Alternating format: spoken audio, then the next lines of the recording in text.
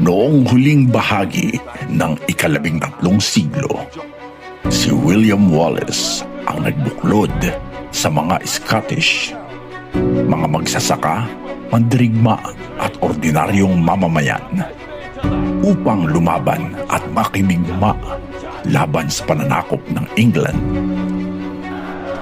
Hindi siya hari, hindi rin siya mayaman, ngunit pinili niyang maging boses ng kalayaan. Pinamunuan niya ang paglaban ng Scotland at nagwagi sa Battle of Stirling Bridge noong 1297.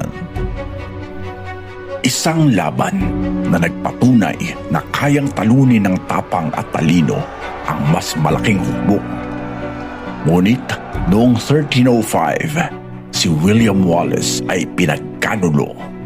Siya ay nahuli at dinala sa London at hinatulan ng pinakamalupit na parusa ng panahong iyon. Una, siya ay binitay, ngunit hindi hinayaang mamatay agad. Sumunod, habang buhay pa, siya ay pinahirapan at pinagpira-piraso, isang mensaheng ginawa upang takutin ang Scotland. Ngunit habang siya ay pinapatay, ayon sa alamat at mga salaysay, sumigaw siya ng isang salita: freedom!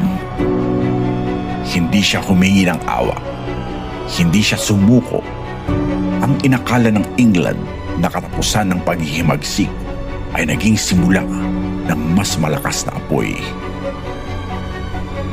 Ilang taon matapos ang kanyang kamatayan, nakamit ng Scotland ang kalayaang hindi nila isinuko sa takot, kundi ipinaglaban sa tapang.